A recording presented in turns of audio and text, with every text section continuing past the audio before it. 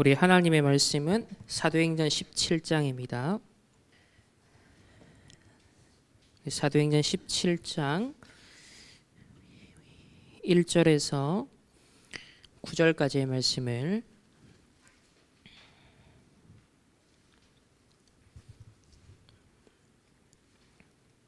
함께 합독하시겠습니다. 그들이 암비볼리와 아볼로니아로 다녀가 데살로니가에 이르니 거기 유대인의 회당이 있는지라. 바울이 자기의 관례대로 그들에게로 들어가서 새 안식일에 성경을 가지고 강론하며 뜻을 풀어 하나 그리스도가 해를 받고 죽은 가운데서 다시 살아나야 할 것을 증언하고 이르되, 내가 너희에게 전하는 이 예수가 곧 그리스도라 하니, 그 중에 어떤 사람 곧 경건한 헬라인의 큰 무리와 적지 않은 귀부인도 권함을 받고 바울과 실라를 따르나, 그러나 유대인들은 시기하여 저자의 어떤 불량한 사람들을 데리고 때를 지어 성을 소롱하게 하여 야손의 집에 침입하여 그들을 백성에게 끌어내려고 찾았으나 발견하지 못하매 야손과 및 형제들을 끌고 업장들 앞에 가서 소리질러 이르되, 천하를 어지럽게 하던 이 사람들이 여기도 이르매 야손이 그들을 맞아 들였도다. 이 사람들이 다 가이사의 명을 거역하여 말하되, 다른 임금 곧 예수라 하는 이가 있다 하더이다. 무리와 읍장들이 이 말을 듣고 소동하여 야손과 그 나머지 사람들에게 보석금을 받고 놓아 주니라. 아멘. 우리 오늘은 3과 말씀입니다. 미리 정복한 데살로니가입니다.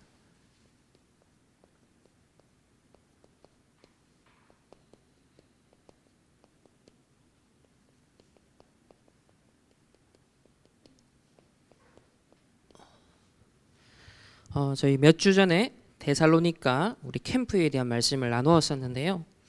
오늘도 우리 미리 지역을 정복할 수 있도록 저희들에게 언약의 말씀을 주십니다. 지난주에는 미리 정복한 빌립보라는 말씀을 나누었습니다. 이때 미리 정복의 비밀로 첫 번째로 말씀을 나누었던 것이 우리가, 즉 팀 구성에 대한 말씀을 드렸고요. 그리고 항상 바울 팀이 특징이 있죠.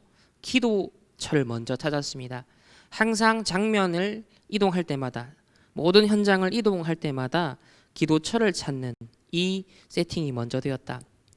이것은 이제 마가다락방 현장의 재현이다라고 볼 수 있겠죠. 저와 여러분에게 가장 비중을 많이 차지하고 또 우선순위해야 되며 항상 우리의 촉각이 곤두서 있어야 될 부분이 이 부분이에요. 여러분들이 주일날 말씀 받고 실제 현장에 이제 교회 문턱을 나가는 순간부터, 아니 교회 안에서도 사실은 여러분이 촉각을 곤두세워야 될 부분이 이 부분입니다. 그러니까 노트에 여러분이 메시지를 기록해 놓고 그냥 또 잊어버리고 있다가 전혀 적용이 안 되고 있다가 나중에 와가지고 또 교회에 와서 한번 확인하고, 이런 수준 갖고서는 현장을 절대 정복할 수 없습니다. 그래서 기도처를 나의 현장에서 어떻게 세팅할까, 내가 혼자 있는 그 현장에, 또 나의 사업처에, 또 모든 장면마다 나의 기도처를 어떻게 세팅하느냐, 그게 가장 중요합니다. 이렇게 되어지니까 하나님이 예비한 사람을 만나는데 바로 루디아와 같이 주께서 그 마문을 여시는 그런 상대를 만나게 되어진다 했습니다. 전도는 내가 억지로 하는 것이 아니라, 내가 문을 만드는 것도 아니라 하나님께서 문을 여시는 것이고, 인간관계도 우리 세상 사람들이 말하는 그런 수준이 아니라 주께서 예비되어서 그 마문을 여시는 그 사람과의 만남이 일어나는 나의 영적 상태를 다듬고 준비하는 것이 우리가 말하는 성경적인 전도입니다. 두 번째는 미리 정복의 영적 치유에 대한 부분을 나눴어요. 이것도 치유 사역도 기도하는 곳을 찾아서 가는 중에 점치는 귀신 들린 여종을 만났다 했습니다. 그래서 이동하는 모든 현장 속에서도 기도처를 찾고, 멈추는 곳에서도 기도처를 찾고, 그런 가운데 이제 계속 따라다니면서 바울 팀에 소리 지르면서 막 괴롭혔어요. 보통 여러분이 막 사람들이 시끄러운 소리 들으면 되게 귀찮잖아요. 되게 짜증나잖아요. 화가 나거든요. 근데 바울이 그 영혼을 괴로움을 느끼고 있구나, 이 영혼의 울부짖음을 듣게 된 것입니다. 그래서 영적 사실을 봐야 진짜 살릴 수 있다라고 했습니다. 그래서 바울이 뭘 하죠? 주 예수 그리스도 이름으로 명하노니 이 여자에게 들려있는 귀신이 완전 결박받고 떠나갈지어다. 흑암을 결박합니다. 자, 이렇게 해서 전도를 했더니 막 대단한 대우를 받은 것이 아니라 감옥에 갇혔어요. 근데 이 감옥에 가서도 하나님의 이 성령의 인도를 쫙 이렇게 받아가는 것을 보게 되어지는데, 사실 바울의 로마 시민권은 이 감옥행을 피할 수 있는 그런 배경이 되고 조건이 됩니다. 근데 바울은 그것을 감추고 있었어요. 오히려 감옥에 들어가게 되어졌는데 왜 그랬을까요? 그리고 그 감옥에 들어가서 누구를 만납니까? 결국 예비된 제자를 만납니다. 어떻게 하여야 구원을 얻을까 질문을 하는 거예요. 또 구원 얻기로 작정된 자가 이렇게 예비가 되어 있었던 것이죠. 그래서 포인트는 하나님이 계획이 있는 그 시간, 그리고 그 사람, 그리고 그 일에 끝까지 집중했다. 이게 우리 지난 시간을 통해서 바울 팀의 전도의 아주 특징이다, 이렇게 말씀을 확인했습니다. 자, 오늘은 먼저 서론에서 이 데살로니가 전도 운동, 데살로니가 캠프를 저희들이 미리 정복한다는 것은 어떤 의미냐? 서론에서 여러분들이 미리 편집해야 될 것이 있습니다. 그게 뭐냐면 바로 복음의 당위성입니다. 우리가 이 데살로니가 교회와 같은 응답을 받기 위해서는, 정말 이 현장에서 일어난 전도 캠프의 응답을 누리기 위해서는 저와 여러분이 지금 계속 꾸준히 단을 쌓아야 될 부분이 이 부분이에요. 계속 미리 편집이 돼야 됩니다. 얼마만큼 복음의 당위성이 나에게 쌓여 있느냐가 전부입니다. 왜냐? 그 속에서 모든 확신이 나오기 때문이에요. 확신 속에서 여러분이 선포되어지고 전달되어지는 그 메시지가 곧 증인입니다. 그래서 왜 복음이 당연하고 필연적이고 절대적인가? 그것을 여러분이 충분히 확인하셔야 돼요. 대충 확인하면 안 되고요. 충분히 확인해라. 그래서 그것이 내게 진짜 믿음이 되고, 그것을 넘어서 확신이 되고, 그것을 넘어서 발판이 될 정도로, 이 복음 위에 내가 굳건하게 설 수 있는 발판이 될 정도로 이 복음의 당연 필연 절대성을 충분히 확인해야 된다. 자, 첫 번째로 저희 다락방 메시지의 특징이 사도행전 1장 1절, 3절, 8절을 지속적으로 강조합니다. 단회적으로 단순히 설명하는 것이 아니라 지속적으로 강조하는 것이 특징이에요. 왜 그렇습니까? 조직 신학 책에는요, 그리스도 하나님 나라 성령 충만에 대한 개념이 다 설명돼 있어요. 신학 책에는 완벽합니다. 문제는 그것이 강단을 통해서 또 현장에서 다락방이나 성경 공부나 어떤 양육의 현장이 되었던 간에, 개인의 묵상의 현장이 되었던 간에 지속적으로 반복하고 지속적으로 강조하는 흐름을 한 교회가 만들어내는 건 불가능해요. 근데 하나님이 시대마다 성경적인 이 대열 속에 하나님이 쓰셨던 전도 운동을 보시면 이 초대교회의 특징이 그런 거예요.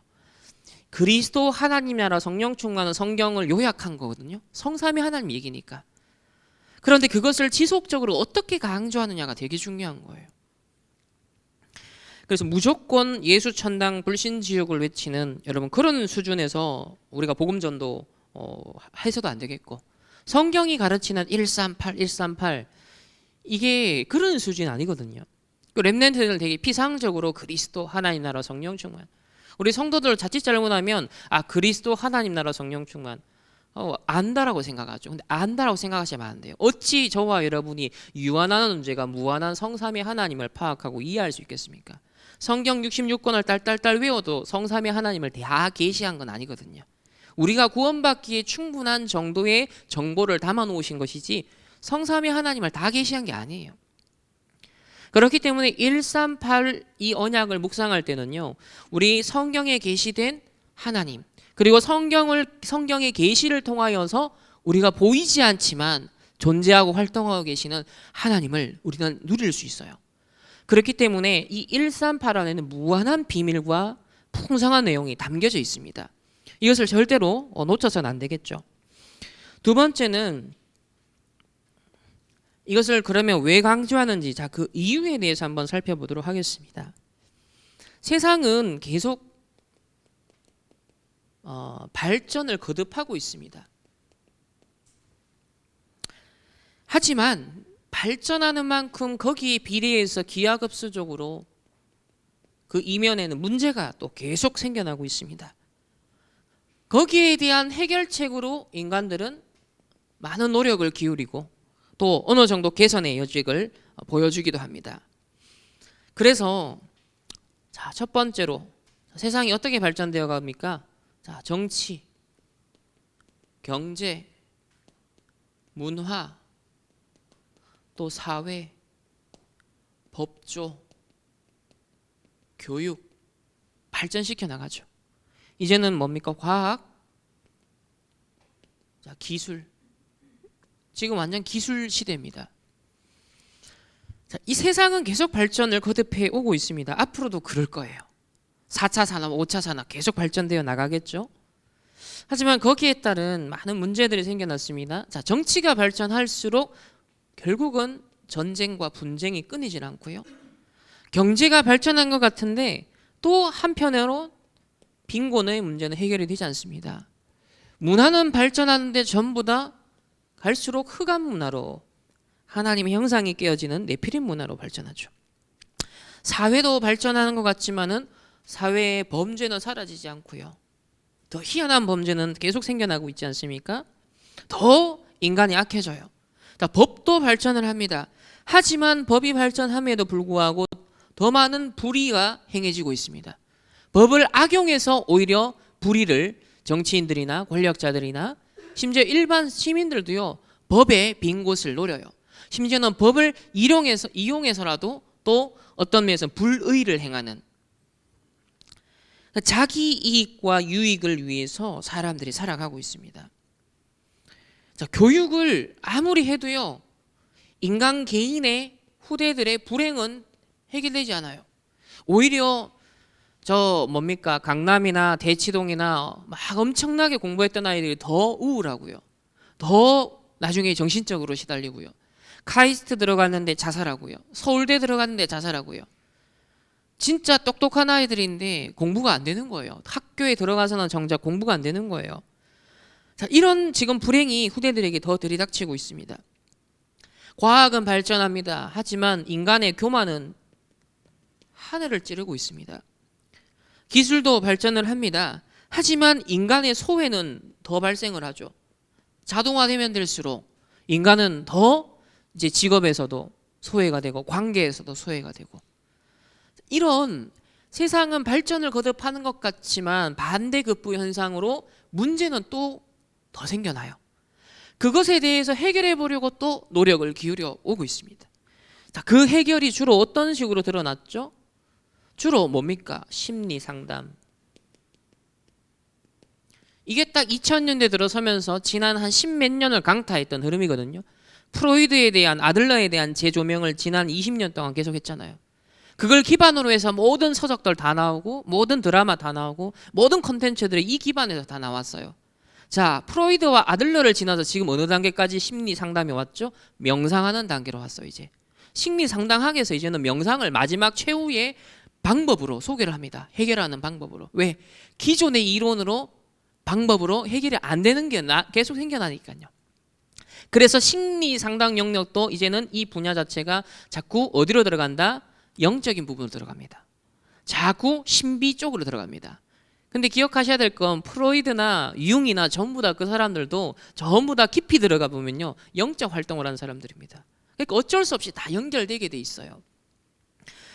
그리고 이제 뭐 괴로우니까 잠을 못 자는 거예요. 그러니까 자꾸 수면을 유도하는 여러 가지 장치들이 있는데, 그 대표적으로 어제 류 목사님도 언급하셨잖아요. 유튜브 같은 데 들어가면 최근 한 달 동안 ASMR, 막 이제 백색 소음 같은, 자연의 소리 같은, 자, 이런 잘 때 그 뭔가 백색 소음이 차라리 내 심신을 약간 안정감을 준다 이거예요. 그러니까 이런 쪽에 의지하는 사람들이 굉장히 지금 급증한다는 겁니다.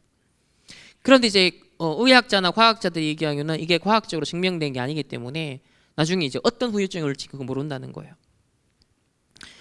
그리고 전부 다 love yourself죠. 자기 사랑. 네 있는 그대로 사랑해라.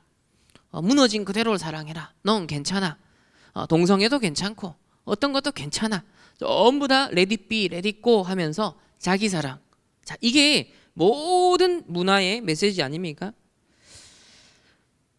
어느 정도 이제 그게 되겠죠. 좀 위안이 될 수 있겠죠. 하지만 본인이 갖고 있는 근본 문제는 절대로 해결이 안 됩니다. 더 가중이 될 수밖에 없죠. 그러면서 어떤 사람들은 좀 건전하게라도 자, 취미 생활로 돌파를 해보려고 합니다. 또 외로우니까 뭐 애완견이다, 애완묘다. 자, 사람들이 어딘가에는 집착을 하고 빠져들고 자기의 에너지를 쏟아요. 왜? 그렇게 하면 외로움을 조금이라도 잊을 수 있으니까. 그렇게 하면은 쓸쓸함을 조금 더 공허함을 채울 수 있으니까. 그래서 사실은 인간은 혼자 되는 그 두려움, 외로움, 그 실존 상황에서 벗어나고자 몸부림을 거듭하는 거예요. 그래서 사람을 찾는 거예요. 그래서 사람한테 배신당한 그 다음 단계는 동물을 찾는 거예요. 그 다음은 어디로 갈까요? 결국 인간보다 동물보다 어떤 면에서는 더 나은 이제 앞으로 AI에 인간이 지배를 당할 수밖에 없어요. 왜? 인공지능은 죽지도 않아요. 애완견은 키우다가 사랑을 쏟았는데 죽어요. 그럼 그 이별이 주는 또 아픔이 있고 거기서 오는 괴로움을 몇 번 반복하면 이제 인간 그걸 또 회피하게 돼 있습니다. 그러다 보면은 죽지 않는 그러나 더 인간적으로 따뜻하게 다가오는 이제는 인공지능 로봇에 인공지능 그 애완 로봇이 있다 이제 지금 만들어졌거든요. 이런 쪽으로 점점점 인간은 1인 가구가 되어 갈수록 그렇게 될 거예요. 결국은 어딘가에 집착하는 것이죠. 그리고 이제 결국은 다 하고 나면 남는 건 이거예요. 이제 엘리트들이 이 단계로 가잖아요. 영성운동. 특정 종교에는 소속이 안 돼도 영성을 개발하겠다.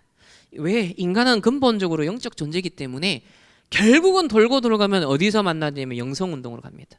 무엇인가를 체험하고 무엇인가를 붙드는 그런 어떤 그래서 대표적으로 오늘날 명상운동이 점점점 엘리트층에서 이제는 일반층, 후대층으로 계속 확산이 되고 있습니다. 그럼에도 불구하고 사실은 지금 고통과 원인을 알 수 없는 이런저런 여러분 이유로 원인이 되어 고통을 주고 있죠. 그리고 불안, 염려 이게 이제 두려움이 되고 이제 이게 계속 스트레스가 쌓이죠. 그러니까 영육간의 병이 들 수밖에 없습니다. 결국은 이 시대의 가장 큰 문제 중에 하나가 정신병입니다. 계속 병명이 새롭게 계속 갱신되고 있죠. 계속 새로운 병명이 생겨나지만 결국 정신병입니다. 또 중독, 자살. 최근 2년 동안 영끌비투한 사람들의 특징이 전부 다 이거예요. 삶이 고통스러운 거예요. 이래가는 안 되겠다 싶은 겁니다. 불안한 겁니다. 염려가 되죠. 두려움, 공포. 그래서 패닉 바잉이라 그러잖아요. 패닉된 상황에서 야 지금이 아니면 절대 집 살 수 없어. 패닉 온 거예요. 패닉. 그러니까 바잉 사는 겁니다. 그 영끌 비트에서 막 코인이다 어디다 막 던졌습니다. 자기를 그냥 완전 던졌어요. 이제 지금 이제 어마어마한 스트레스. 지금 뭐 감당이 안 되는 스트레스 속에 지금 노출되고 있거든요. 이제 정신 이상. 이걸 또 만회하기 위해서 또 다른 데 손댑니다. 결국은 중독, 자살. 이게 딱 코스 그대로입니다. 자, 이렇게 세상은 발전하는 것 같은데 이면에 문제가 계속 심화되고 있죠. 이거는 TV에서 뭐 드라마에서 예능 프로그램에서 뭐 대단한 인터뷰에서 안 알려주는 부분이에요. 대학의 교수들도 이거는 여러분에게 알려줄 수가 없어요. 정말 이면에 흐르고 있는 것에 어떤 후유증이 나타나는가 그걸 봐야 됩니다. 그래서 문제가 임시방편적으로 무화과 나뭇잎 치마와 같이 잠시 덮는 효과는 있습니다. 잠시. 하지만 결국은 헤어질 수밖에 없습니다. 약간 개선되는 것처럼 보여도 더 심해지죠. 그래서 성경 마태복음 12장 43절부터 45절에 뭐라고 말씀합니까? 더러운 귀신이 사람에게서 나갔을 때 비유입니다. 물 없는 곳으로 다니며 쉬기를 구하되 쉴 곳을 얻지 못하고 이에 이르되 내가 나온 내 집으로 돌아가리라고 와 보니 그 집이 비고 청소되고 수리되었거늘. 세상 사람들이 전부 다 비우는 쪽으로 결국은 가면 비고 청소되고 수리되면 이에 가서 저보다 더 악한 귀신 7을 데리고 들어가서 거하니. 데리고 들어가서 거하니 단계가 있죠. 데리고 들어가서 거하니 그 사람의 나중 형편이 전보다 더욱 심하게 되느니라. 이 악한 세대가 또한 이렇게 되리라. 예수님이 그 2000년 전에 당시 말을 했습니다. 근데 지금 이 시대도 똑같아요. 반복이 됩니다. 그 세 번째로 아무도 모르는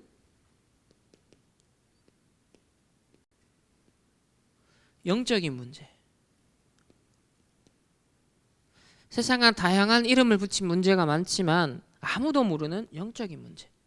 우리가 주목하는 것은 바로 이 부분이죠. 무엇이 각인되고 뿌리 내리고 체질되었느냐, 그걸 보는 겁니다. 뭐죠? 무엇이 각인되어 있습니까? 창세기 3장, 6장, 11장이 각인되어 있습니다. 이 함정에 빠져 있습니다. 전부 다 뜯어보면 나 중심, 물질 중심, 성공 중심, 자기 사랑, 그죠? 물질 사랑, 성공 사랑. 이게 동기라니까요. 뜯어보면 솔직해지면 전부 다 여기에 잡혀 있어요. 여러분은 저와 여러분이 아니라고 말할 수 있습니까? 우리가 그리스도 중심 아니면요, 말씀과 기도 중심, 예배 중심, 하나님 바라보는 우리 영적 상태 놓치면 우리도 예외 없이 창세기 3장, 6장, 11장에 이 함정에 빠져버립니다. 우리의 동기가 그래요. 무엇이 뿌리 내려 있습니까? 사도행전 13, 16, 19장 여기 딱 뿌리 내려 있습니다. 이 틀에서 못 빠져나온다니까요. 그러니까 이게 뭐냐면 몸부림이거든요. 뭔가를 해보려고 몸부림을 치는 겁니다. 그래서 점수를 의지해서라도, 우상 숭배를 의지해서라도 뭔가 내 뜻을 이루고자, 내 야망을 성취시키고자 하는 몸부림이에요. 그러니까 여러분 이제 부처님 오신 날 막 하면서 하는데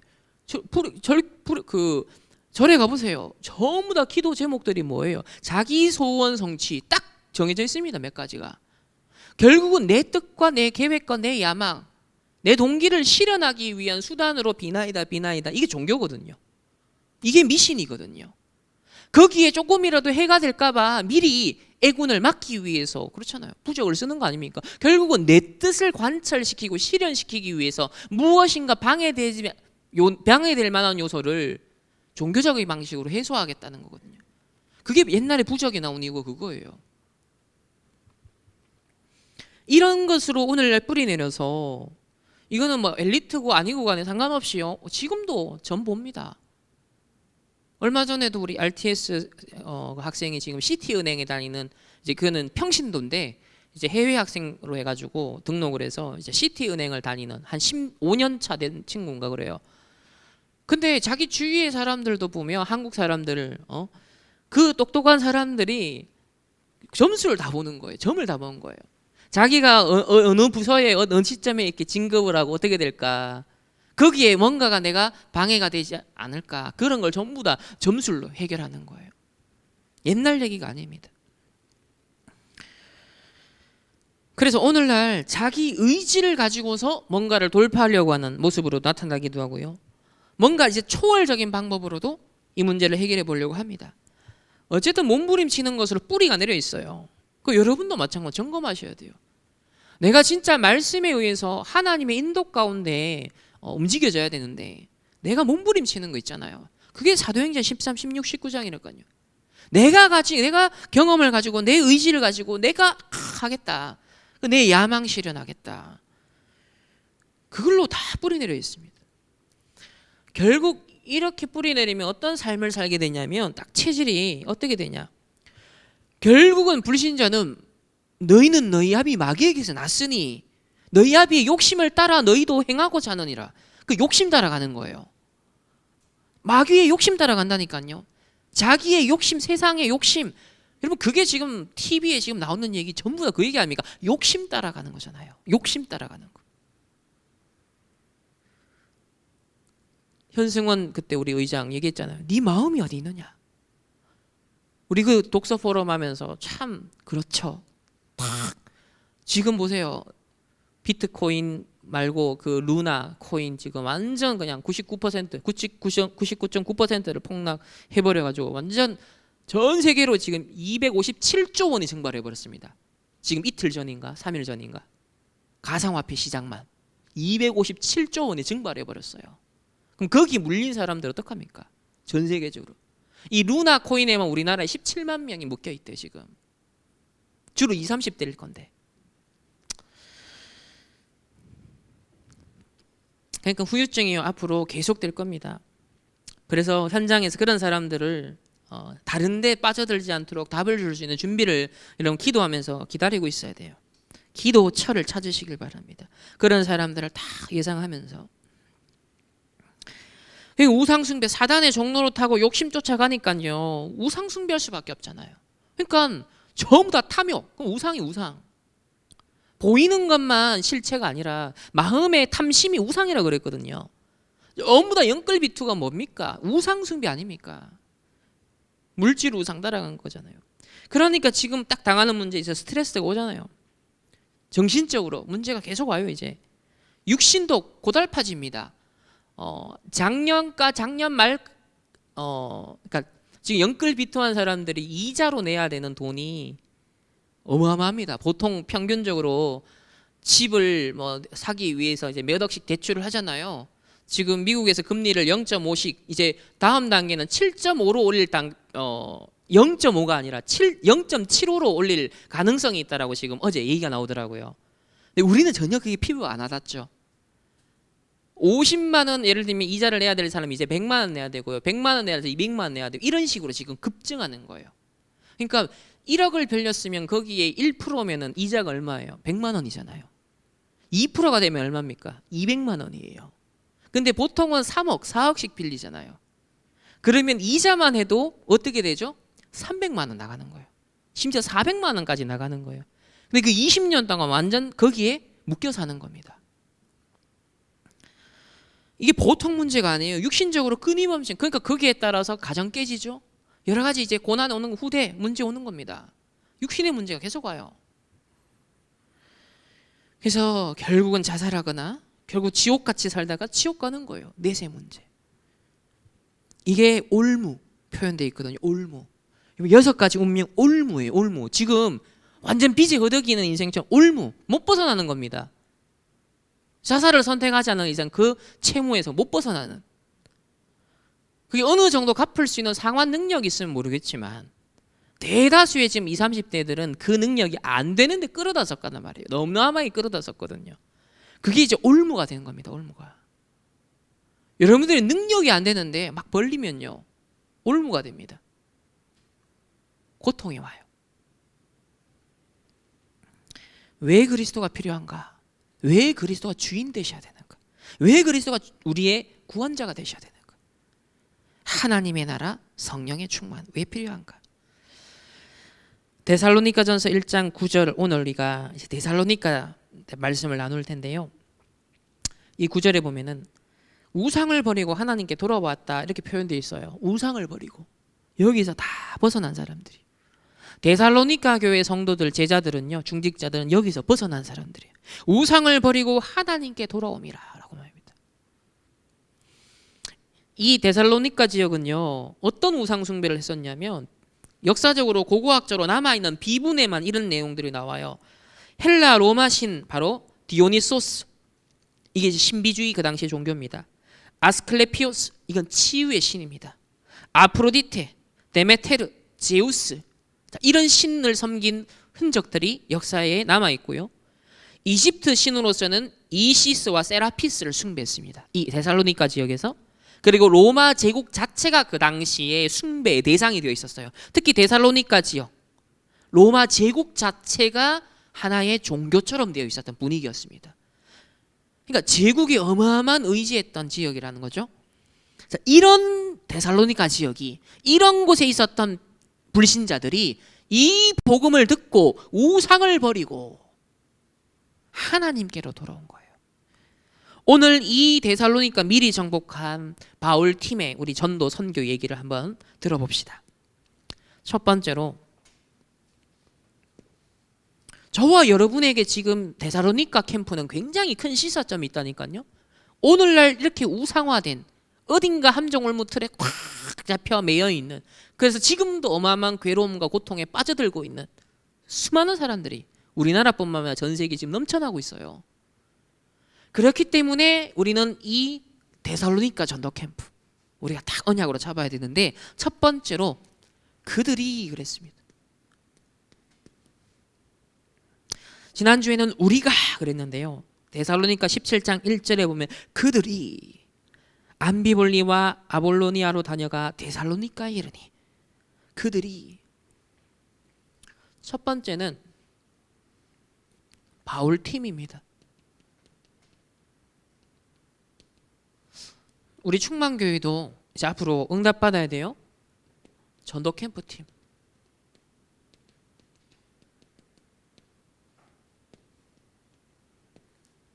하나님, 우리 충만교회에 전도팀이 일어나게 하옵소서. 캠프팀이 일어나게 하여 주옵소서. 이 시대의 후유증, 현장의 후유증을 치유하고 답을 줄 수 있는, 이게 뭐다? 70인 제자입니다. 내가 먼저 70인 제자가 되게 하시고 70인 제자 팀이 일어나게 하여 주옵소서. 복음의 당위성이 미리 편집된 자들이 전도 캠프 팀의 응답을 받아야 돼요. 그냥 한번 우리 행사처럼 해봅시다, 그게 아니라니까요. 이제 시간표가 진지하게 이 시대의 후유증에 대해서 정확하게 편집되고, 거기에 대해서 답은 오직 복음이다, 그 당연 필요한 절대성을 충분히 확인한 제자 전도팀이 나와야 됩니다. 그래서 우리 충만교회 모든 성도들 70인 제자, 우리 렘넌트들은 지금부터 나는 70인 제자의 삶을 살겠다, 그 언약을 딱 잡아야 돼요. 그래서 이 70인 제자는요, 바울팀은 뭐가 특징이 있냐면 나를 보좌화한 사람들입니다. 내가 보좌화 되지 않는데 자꾸 하면 안 돼요. 내가 먼저 보좌화 돼야 됩니다. 그리고 교회가 보좌화 돼야 됩니다. 교회의 문화가 말씀 포럼, 기도 포럼, 전도 포럼이 돼야 된다니까요. 이게 교회의 보좌화입니다. 사도행전 2장에 나타난 그 바람 같은 불 같은 성령의 역사를 갈망하고 그걸 소망하며 그것을 기대하며 매 예배 때마다, 훈련 때마다 모이는 제자들. 그래서 그 역사를 실제 체험하는 하나님의 사람들. 그들이 점점 뭐요? 현장을 살릴, 현장 보좌와의 탁 소통이 일어나는 거, 소통이. 이거는 막 내가 노력해가 애써가 되는 게 아니라니까요. 소통은 일어나는 겁니다. 말하지 않아도 일어나는 게 소통이에요. 영적 소통은 그런 겁니다. 유 목사님 늘 얘기하잖아요. 말씀 정확하게 인도받는 사람은 통하게 되어 있는 거예요. 단 한 번도 만나지 않았는데 통하게 되어 있습니다. 그런 그들이 두 번째로 어디로 들어갔습니까? 유대인의 회당으로 들어갔습니다.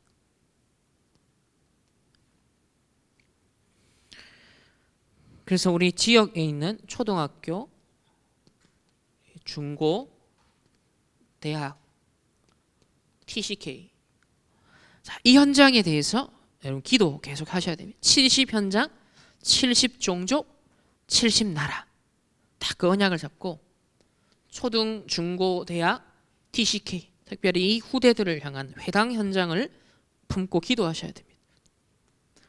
세 번째는 바울이 자기의 관례가 있다고 했습니다. 뭔가 전략이 있었다는 거죠. 아무 생각 없이 한 게 아니라는 거예요. 새 안식일에 그랬거든요. 17장 2절에 보면 새 안식일에 스케줄이 있었다는 거죠. 그래서 이 데살로니가 교회 사역은 불과 한 달이 채 안 되는 사역이었습니다. 근데 나중에 살펴보겠지만 어마어마하게 교회로 든든히 서잖아요. 스케줄. 그리고 무엇으로? 성경을 통해서. 성경을 강론했다 그랬습니다. 그러니까 지금 이제 우리 특히 복음 메시지 정리를 하고 계시거든요. 초창기 메시지부터. 그래서 여러분들이 복음 편지 구원의 길 현재 진행 중입니다. 그런 생각으로 하시면 돼요. 지금 캠프 현장에서 앞으로 후유증 시대에 답을 줄 수 있는 준비를 우리가 지금 무기를 다 영적 무기를 준비하는구나. 그런 시간이에요 지금. 저도 이제 한동네 3학년 4학년 때 전도 캠프 응답을 이제 받았었는데요. 잠시 우리 PPT 한번 띄워주시길 바랍니다. 제가 이제 대학교 3학년 무렵에 그때 선포되어지는 말씀 가운데 이렇게 캠프에 대해서 나왔어요 메시지가. 그래서 그때 다 이렇게 정리를 하게 됐습니다. 캠프 이전의 캠프, 캠프 진행 중의 캠프, 캠프 이후의 캠프. 그래서 자기 인생 캠프, 자기 현장 캠프, 자기 교회 캠프. 이게 캠프 이전의 캠프예요. 그리고 진짜 본격적으로 현장을 캠프할 때는 현장 전도 캠프, 그리고 제자 확립 캠프. 캠프 이후의 캠프는 특별 캠프, 그리고 평생 캠프. 이렇게 그 당시에 나와던 메시지 흐름이에요. 이거를 제가 탁 붙잡고 정리하면서 제가 있는 현장이었던 당시 한동대에서 이걸 어떻게 응답받을까? 제가 군 복무를 마치면서 이미 답이 나온 것은 나는 RTS를 바로 갈까 아니면 나중에 전문인에 대해서 직장을 가진 뒤에 나중에 RTS를 갈까 이제 그 고민을 하다가 바로 가야 된다라는 답이 딱 나왔어요. 굳이 돌아갈 필요가 없구나. 나는 바로 가야 된다라는 답이 나왔어요. 그래서 3학년 4학년은 학원만 한 게 아니라 전도운동을 어떻게 체험하고 내 현장에서 캠프를 어떻게 할까를 3학년 4학년 때부터는 본격적으로 고민하고 집중하기 시작했습니다. 자, 그러면서 이걸 조금씩 이제 누리기 시작했는데요. 일단 정확한 이제 말씀 정리가 되었죠. 그러다 보니까 이제 3학년 때부터 뭐가 딱 정리가 됐냐면 학교 현장에 대한 분석을 한 거예요. 한 장에다가. 딱 한 장에다가 우리 학교는 어떤 학부가 있고 또 어떤 이제 뭐 전공들이 있고 학교의 특징은 뭐였고 또 여기 보면 그 당시 2009년도 동계 대학 메시지 핵심 딱 정리를 하고 우리 지교회 현황 시스템들 렘넌트들 그래서 다락방 미션홈 지교회 전도 캠프 기도회 또 RUTC 24 모임 뭐 나름대로 그 당시 했던 제 사역했던 내용들을 이렇게 정리를 딱 했어요. 그리고 학교를 볼 때도 일반 차원과 영적 차원이라는 두 가지 측면을 가지고서 매 학기 때마다 나름대로 느꼈던 것들 그런 걸 한 장에다가 분석을 딱 한 거예요. 그럼 학기 때마다 이게 업그레이드가 되더라고요. 2학년 때까지는 이런 게 안 됐거든요. 근데 3학년 때부터 전도 캠프라는 24 기도 24 전도 딱 그 언약을 잡고 저에게는 이 이제 응답을 주셨어요. 그러면서 기존에 있는 렘넌트들 먼저 어떻게 팀 사역을 할까 그래서 만날 때마다 있었던 그런 어떤 사역했던 내용들을 잠시 메모를 하게 되었습니다. 그런 가운데 이제 한동대에 제가 수업을 듣거나 또 팀 제도를 통해 만났던 친구들을 명단을 쭉 정리를 해봤어요. 그러면 한 30명 이상 정도 나와 관계돼서 30명 정도에게 내가 직접 만나서 복음을 전할 수 있겠다. 자, 그런 답이 나오더라고요. 그런 가운데 식사 아이들하고 스케줄을 다 잡았어요. 기도하면서 식사 스케줄을 딱 잡으면서 아이들의 상태도 파악하고 복음도 제시해보고 어떤 상태인지 자, 이런 걸 통해서 복음의 문이 열려지고 전도의 문이 열려지고 다락방 문이 열려져서 이렇게 쭉 해나가고 있었던 걸 나름대로 기록을 했던 장면입니다. 그리고 이게 이제 전도 캠프 수첩을이라는 걸 제가 잊고 있었는데 어젯밤에 찾아보니까 있더라고요. 이 보면은 그때 만나던 아이들 또 그 당시에 제가 캠프로 누렸던 것들 그걸 조금씩 기록으로 남겼던 흔적이 있는 것을 볼 수 있었습니다. 여기 보면 주일 저녁에 시모니가 밥 먹자고 연락이 왔다. 월요일 저녁에 만나기로 약속했다. 하나님의 전도 계획과 성령 인도를 두고 기도했다. 뭔가 갈급하게 느껴졌다. 뭔가 눌렸던 게 있었는지 시모니가 내게 이것저것 물어봤다. 휴학하는 동안 많이 힘들었다고 했다. 시모니는 3학년 1학기 때 처음 알게 됐고 2학기 때는 수영장을 같이 다니면서 이미 영접했던 아이다.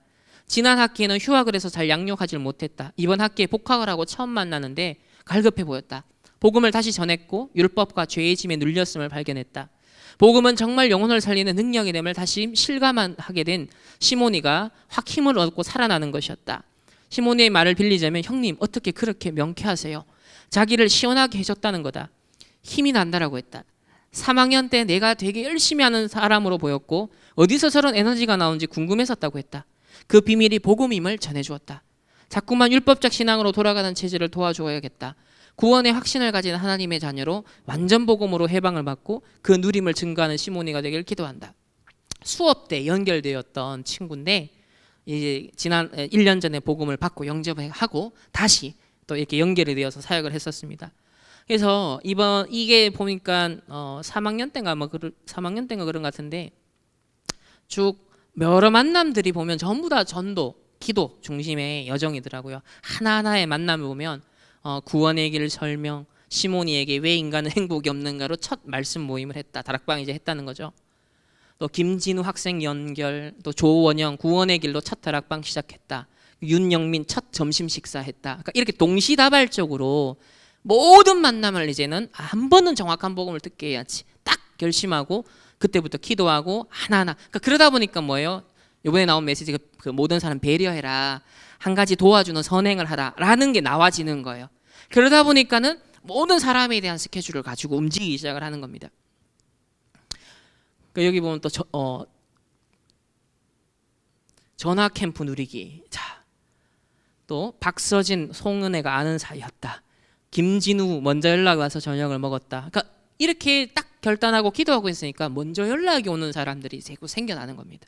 원래 제 성격상 아시다시피 제가 막 이렇게 애살스럽게 막 이렇게 하는 스타일 아니거든요. 근데 딱 전도 운동을 내가 결심하는 순간부터는 하나님이 이렇게 연결시키더라고요.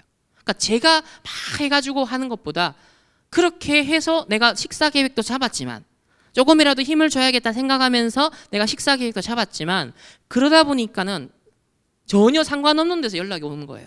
연결되는 겁니다. 그리고 채영지와 점심, 조수균과 저녁. 그러니까 이때는 공부를 그러니까 이제 잠을 줄일 수밖에 없었어요. 3시간, 4시간 자면서 왜 장학금을 타는 그 공부의 패턴은 그대로 가져가지만 나머지 틈나는 모든 시간에는 사역을 하루에 다락방을 9개 최대 제가 9개 다락방을 뛰었어요. 그러니까 그건 미션홈, 전도학교, 지교회, 뭐 기도회 다 주중에 다 있고 토요일마다 전도 캠프 들어가고 그 기숙사에 그러니까 이런 스케줄은 기본적으로 깔려 있고 제가 개인적으로 뛰는 사역만 학업을 다 하면서 9개 최대한 뛸 수 있는 게 다락방이더라고요. 그러니까 보통 한 번 만나면은 30분 정도 만나니까 이 30분 9군데 주중에 딱 곳곳에 하니까요 정말 바빠지더라고요. 그런 가운데 이제 몇 가지 보면은 제가 사역했던 친구들에 대해서 하나님 역사하신 것들을 제가 포럼하고 정리하고 나누었던 것들이 있더라고요. 이 시간에 다 나눌 수는 없지만 다시 한번 제가 이걸 보면서 여러분 전도 캠프라는 어떤 스케줄이 있어. 스케줄이 우리가 물론 24 평생 인생 캠프를 살지만 우리 인생에 되게 중요한 시간표가 올 때가 있어요. 그러니까 저는 이제 이 대학에서 한 2년 동안 집중했던 캠프의 맛이 있는데 그리고 군대에서도 사실은 제가 2년 동안 전도 캠프를 했거든요. 그 기록들이 있어요. 그리고 또 전도 체험을 했던 것은 미국에서 3년간 있으면서 그때는 해외 다민족 현장에서 하나님 어떻게 역사하셨는지 한 300명 정도가 모인 곳에서 제가 복음을 전하는 그런 문도 하나님 열어주셨거든요. 그러니까 영접운동이다 말씀운동이다 캠프라는 것은 하나님께서 그때그때 맛을 조금씩 보여주셨는데 이제는 그거는 맛배기였다. 지금 우리가 준비해야 되는 캠프는 이제는 본 게임이에요. 본 게임. 그래서 후유증 시대를 철저하게 대비하고 그것을 담아낼 수 있는 교회 시스템과 제자를 일으키는 것이 관건입니다. 그거를 여러분이 얼마만큼 진짜 마음에 담고 기도하겠냐. 그 70인 제자가 진짜 준비되느냐. 이거는 우리가 이제 게임하는 수준이 아니고 체험해보는 수준이 아니라 진짜 한 시대를 두고 붙어야 되는 시간표 오는 거예요. 저는 그 캠프를 놓고 지금 준비하고 있어요. 그럼 우리 충만교회가 그 시간표가 어떻게 이제 될 것이냐. 그걸 지켜보는 거죠. 그거 하나님께서 움직이시는 제자가 나올 때까지 기다리는 겁니다. 그때까지 편집하고 우린 준비를 하는 거예요. 두 번째는 그래서 앞에서 이제 보여드린 것처럼 대학 때 뭣도 모르고 내가 캠프 해야겠다 전도해야겠다니까 너무 당연하게 저런 일지가 나올 수밖에 없어요. 저게 잘했다는 걸 제가 보여준 게 아니라 내가 진짜 학교 전체 영적 흐름을 내가 파악해야겠다니까 분석 저렇게 될 수밖에 없어요. 내가 진짜 내가 관계된 렘넌트들, 관계된 내 만남들을 전부 다 한번 복음 듣게 하겠다면 저 일지가 나올 수밖에 없어요. 그리고 9명을 다락방을 해보면요, 이 사람한테 내가 왜냐하면 진행이 다 다르거든요. 1과 2과 3과 계속 사람마다 다르니까 정리 안 돼 있잖아요. 내가 이 사람한테 지난주 뭐 했는지 기록 안 돼 있으면요, 헷갈립니다. 그럼 미리 절대 기도 안 돼요. 일지가 나올 수밖에 없는 거예요. 그럼 제가 말씀드리는 건, 앞으로 우리가 한 시대에 붙어야 되는 전도를 놓고서는 어떤 기획이 나오겠습니까? 어떤 그림을 그려야 되겠냐는 거예요. 그러니까 새 안식일이라고 그랬습니다.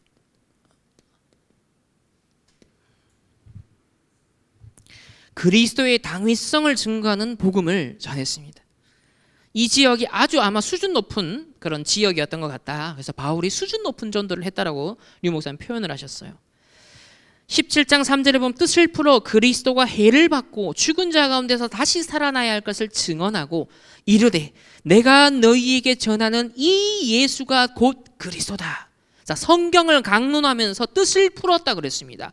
그러면서 왜 그리스도가 죽고 부활하셔야 되는지 그 당위성을 증언했다 그랬어요. 그리고 바로 그 그리스도가 예수다. 이 예수가 곧 그리스도다. 이렇게 말씀했습니다. 그렇게 했더니 누가 제자로 일어나죠? 헬라인이. 두 번째는 귀부인이. 전돈동의 문의 지역 복음화의 문이 되어집니다. 이들은 주로 이방인들, 불신자들이죠. 그래서 그 중에 어떤 사람 곧 경건한 헬라인과 큰 무리와 적지 않은 귀부인도 권함을 받고 따른다 그랬습니다. 세 번째는 예비된 제자 야손, 이 유대인이죠. 이 야손이 완전 어떤 제자로 일어납니까? 절대 제자로 일어납니다. 그리고 교회 제자고요, 현장 제자였습니다. 여러분 딱 이 언약 잡아야 돼요. 절대 제자, 그리고 교회의 제자, 그리고 현장의 제자입니다.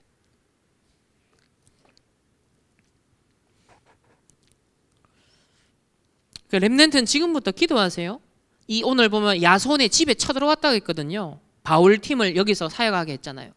지금부터 여러분의 집 앞으로, 나는 앞으로 혼자 살든 가정을 이루어 살든 미션 홈으로 응답받겠다.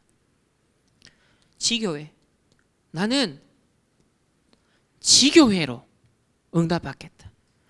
여러분의 집이 마음껏 전도운동하는, 후대 사역하는데 현장이 될 수 있도록 미션홈과 지교회 사역할 수 있도록 우리 렘넌트들만큼은 지금부터 여기에 대한 세팅을 하시기 바랍니다.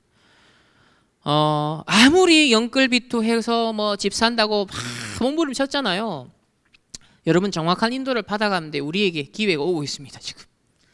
지금부터 잘 인도받으면 돼요. 지금부터 여러분들이 무슨 언약을 잡아야 되냐, 내가 집이 있어야 될 이유가 있다. 이왕이면 제대로 진짜 나는 이 사역 멋지게 할 수 있는, 미션홈 할 수 있는 집, 내 응답받아야겠다. 언약 잡으라니까요. 그럼 내가 돈 어떻게 열심히 벌까? 그거 고민하지 말고 언약 잡으세요. 내가 제대로 응답받을, 산업의 경제에 응답받을 이유를 딱 집에 있어서만큼은 내가 미션홈과 지교회 진짜 제대로 할 수 있도록 그 언약을 잡고 여러분들 지금부터 준비하시길 바랍니다.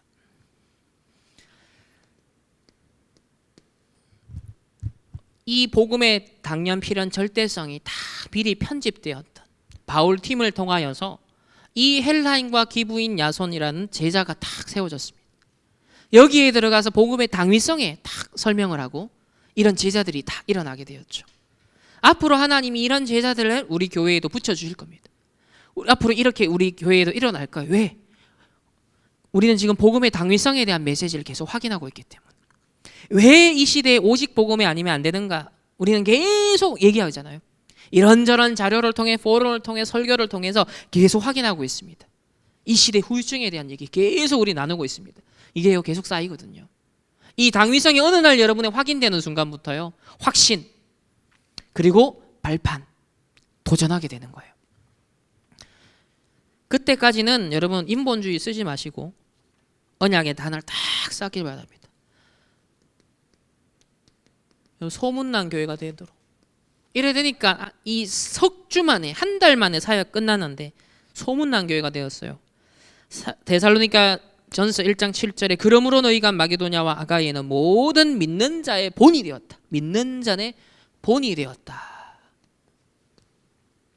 8절에도 주의 말씀이 너희에게로부터 마게도냐와 아가야에게만 들릴 뿐 아니라 하나님을 향하는 너희 믿음의 소문이 각처에 퍼졌다. 소문이 각처에 퍼졌다. 자, 이 교회의 특징은 첫 번째, 복음의 색깔이 선명했습니다. 아주 아름다웠어요. 여러분, 다 복음 외치지만 중요한 건 색깔이거든요. 율법주의, 신비주의, 인본주의도 아니에요. 그리고 복음이 자기 복음도 아닙니다. 자기 제자 삼겠다 이것도 아니에요. 내 제자 이게 아니에요. 오직 복음의 제자, 목사님의 제자, 교회의 제자, 현장의 제자. 복음의 색깔이 중요합니다. 데살로니가전서 1장 3절에 보면요, 뭐가 나오죠? 믿음의 역사. 믿음의 역사. 사랑의 수고, 소망의 인내. 믿음의 역사, 사랑의 수고, 소망의 인내. 이 그리스도 삼중직이 사실은 다 적용된 것이죠. 이 복음의 색깔. 두 번째는 복음이 말로만이 아니라 능력으로, 복음의 능력. 실제로 능력이 있었습니다. 5절에 보면은 우리 복음이 너희에게 말로만 이런 것이 아니라 여러분의 노트에만 남은 것이 아니라 뭐다? 능력과 성령과 큰 확신으로 되었다. 능력과 성령과 큰 확신. 현장에서 24 되었다는 겁니다. 이래 되니까 세 번째, 완전 하나님의 뜻에 부합하는 하나님의 뜻을 이루는 교회가 되는데 5장 16절 18절을 보면 항상 기뻐하라, 쉬지 말고 기도하라, 범사에 감사하라. 이게 뭡니까? CVDIP가 24 되었다. 이런저런 문제가 와도, 사건이 와도, 어려움이 와도 전부 다 뭐예요? CVDIP, All CVDIP. 모든 것이 언약을 이루는 여정. 이게 24 됐다는 거죠. 항상 기뻐하라, 쉬지 말고 기도하라, 범사에 감사하라. 이것은 너희를 향하신 하나님의 뜻이니라. 여러분, CVDIP 24 누리는 하나님의 뜻입니다. 결론은 복음의 당위성이 미리 편집된 저와 여러분이 앞으로 이런 바울 팀과 같은 응급을 받아서 데살로니가 교회처럼 세워지고 또 현장에 그런 교회를 앞으로 세울 수 있는, 그런 제자를 세울 수 있도록, 그게 바로 전도의 작품이에요. 여러분의 업이, 여러분의 전도, 여러분의 학업이 이런 작품이 돼야 돼요. 그래서 미리 딱 준비하는 영적 작품이 돼야 된다. 한 시대에 남는 것은 결국은 작품밖에 없습니다. 자, 이걸 위해서 데살로니가 교회의 특징을 보면 데살로니가전서 1장 6절에 보면요, 특징이 나오죠.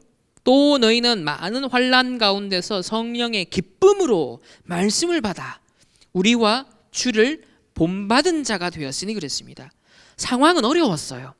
상황은 굉장한 문제가 많았어요. 핍박이 많았잖아요. 막 불량배들 쳐들어와서 핍박하고 전도자 집에 쳐들어오고 막 죽이려고 으르렁댔던 그런 지역 아닙니까? 자, 많은 환난이 있었습니다. 그런데요, 비밀이 있어요. 성령의 기쁨. 성령의 기쁨. 이 복음이 능력과 성령과 큰 확신으로 되어 있으니까요, 기쁨이 있는 거예요. 살아있는 신앙이 되는 거예요. 그래서 성령의 기쁨으로 뭘 받았다? 말씀을 받은 거예요. 말씀 집중입니다. 여러분이 이게 다예요. 어떤 자세로 말씀을 집중하느냐, 어떤 중심과 태도로 말씀을 여러분이 딱 받느냐가 다입니다. 그래서 예배가 중요하죠. 이 말씀을 집중할 뿐만 아니라 실제로 언약 딱 잡고 실천하는 거예요. 적용하는 겁니다. 여기 보면 본받은 자가 되었다고 했거든요. 말씀을 기쁨으로 받았을 뿐만 아니라 뭐예요? 우리와 주를 본받은 자가 되었다고 했습니다. 실제로 적용했다는 거죠. 본받은 자, 삶에 적용했다는 거예요. 그러니까 여러분이 렘넌트 예배 강단 말씀 딱 받으면요, 철저히 정리하고 묵상하고요, 반드시 작은 실천을 하시기 바랍니다. 작은 적용을 하라니까요. 본받은 자, 본받은 자.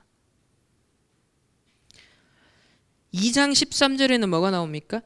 이러므로 우리가 하나님께 끊임없이 감사함은 너희가 우리에게 들은 바 하나님의 말씀을 받을 때에 사람의 말로 받지 아니하고 하나님의 말씀으로 받음이니 진실로 그러하도다. 이 말씀이 또한 너희 믿는 자 가운데서 역사하느니라. 믿음의 역사 그랬는데 그 바탕에는 뭐가 있었다? 말씀을 받았고, 말씀을 그냥 받은 것이 아니라 하나님의 말씀, 사람의 말이 아니라 하나님의 말씀으로 받았더니 말씀이 역사했다는 거예요. 우리에게 왜 말씀 성취가 안 일어날까요? 사람의 말로 받으면 절대로 성취가 안 일어납니다. 말씀을 묵상하지 않으면, 내 마음에 담겨 있지 않으면 성취가 될 수가 없죠. 잘 박힌 못에 이스라엘의 모든 영광이 걸리게 하겠습니다. 두 번째는 정확한 언약이 이렇게 정리가 되고 편집이 되면 기도 집중이 답니다. 5장 6절을 보면 이런 말씀이 나오잖아요. 다른 이들과 같이 자지 말고 오직 깨어 정신을 차릴지라. 8절에 보면 우리는 낮에 속하였으니 정신을 차리고 믿음과 사랑의 호심경을 붙이고 구원의 소망의 투구를 쓰자 그랬습니다. 여기 보면 자세히 한번 보세요. 자지 말고, 첫 번째 자지 마라. 그 말은 모든 사람이, 대부분의 성도들이 다 잔다는 겁니다. 대부분의 현장의 사람 죽고 있는 거예요. 영적으로 자지 마라.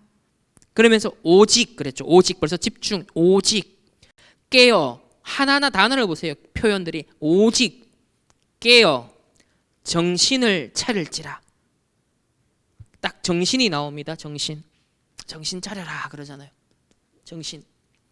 그리고 믿음과 사랑의 호심경. 자, 가슴을 보호한 호심경이거든요. 이건 뭔 말입니까? 생각과 마음이잖아요. 여러분의 생각과 마음을 지키는 호심경. 생각과 마음, 믿음과 사랑의 호심경을 붙이고 여러분의 생각과 마음을 지킬 수 있는 것, 이거밖에 없습니다. 그러면서 구원의 소망의 투구를 쓰자. 구원의 소망의 투구, 이거 영적인 상태잖아요. 구원으로 감사하고, 구원으로 기쁘고, 구원으로 행복하고, 이게 한마디로 말하면 나를 보좌하는 겁니다. 나를 보좌하는 것. 내 정신, 그죠? 생각과 마음, 영적 상태, 이게 오직 깨어 그랬잖아요. 오직 깨어 정신을 차릴지라. 낮에 속하였다, 빛에 속하였다. 이게 딱 한마디로만 나를 보좌하는 기도 집중. 세 번째는, 자, 이렇게 하면서 우리 서론에 지난주까지 나누었던 것이 뭡니까? 꼭 실천 안 하면 안 되는 거 그랬잖아요. 굉장히 이제 중요한 것이죠. 안 하면 안 되는 거라고 했습니다. 자, 영적 작품을 위한 아주 기초. 여러분, 기초가 없으면 다 무너집니다. 기초가 든든하지 않으면 아무리 해도요, 결국은 다 무너집니다. 가장 기본이 든든해야 된다. 자, 첫 번째, 그래서 구원 얻기 위한 공로가 아니고 선행이 아니라 전도.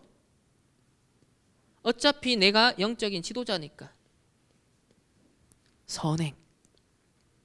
두 번째는 한 페이지, 하루에 꼭 한 페이지라도 독서를 해라. 특히 위인들 이야기, 지도자의 그릇을 준비하라는 것이고요. 또 이 특징이 뭐냐면, 위인들은 어려움을, 난관을 잘 극복했잖아요. 보통 사람들은 포기하는 것들을 돌파하는 힘이 보면 이 성공자들 가운데 나타나요.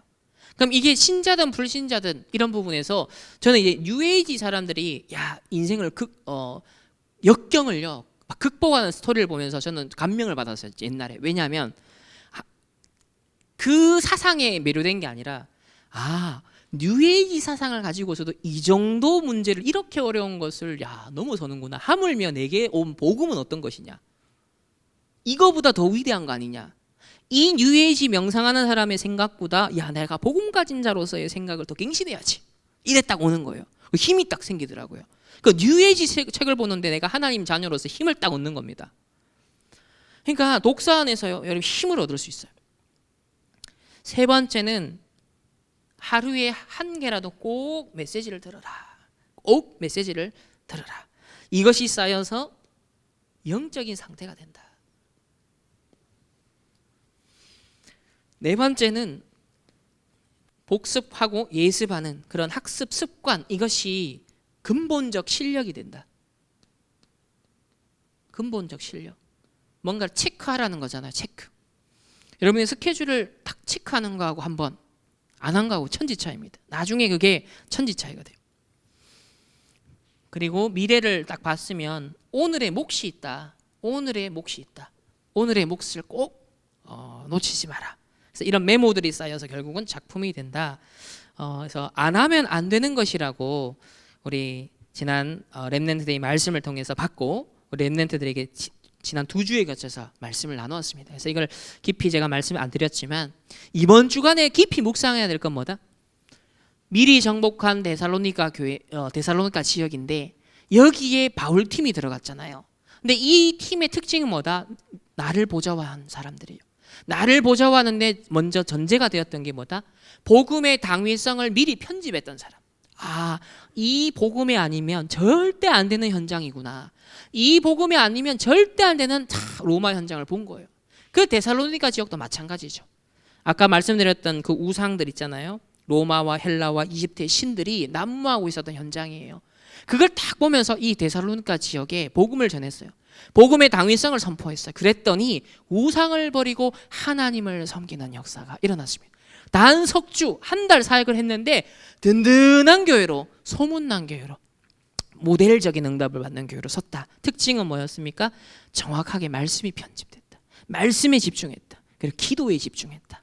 하나님의 말씀으로 받고 그리고 정신을 차리고 딱 생각과 마음과 영혼이 하나님을 향하여 집중하는 이 비밀 속에 이 바울의 전도팀들이 응답을 받았고 결국은 이 야손과 이런 제자들을 통하여서도 그 응답이 계속 확산되어졌다라고 우리가 볼 수 있습니다. 이번 한 주간 복음의 당위성을 깊이 묵상하시고 미리 편집되어서 우리 현장을 미리 정복할 수 있는 그런 전도 캠프의 주역들로 준비되어지는 저와 여러분 되어지시기를 예수님의 이름으로 축복합니다. 기도하겠습니다. 하나님 감사를 드립니다. 미리 정복한 데살로니가 이 응답이 우리 충만교회 모든 렘넌트들의 응답이 되게 하여 주옵시고 복음의 당위성이 미리 편집되어지게 하여 주옵소서. 감사드리며 살아계신 예수 그리스도의 이름으로 기도드립니다. 아멘. 하나님 앞에 언약 잡고 귀한 예물을 드렸습니다. 하나님, 흑암 경제가 난무하고 오직 나 중심, 물질, 성공 중심을 지향하는 이 시대에 하나님 많은 것을 이루고도 많은 것을 발전시키고도 하나님 그 후유증과 또 많은 영적인 문제들을 막을 수 없는 시대, 정확한 문제를 알고 정확한 이 복음으로 편집된 하나님의 사람들이 이 복음의 당위성을 증거할 이유로 복음 전도 선교의 경제 회복하게 하시고 빛의 경제 회복할 수 있는 하나님의 사람들로 축복하시며 이 빛의 경제 회복할 당위성이 먼저 편집되어지는 한 주간으로 인도하시고 역사하여 주옵소서.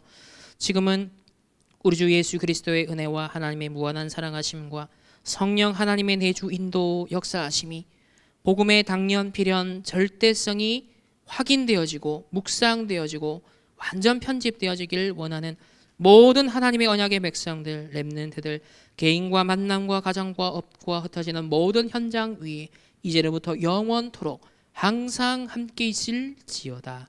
아멘.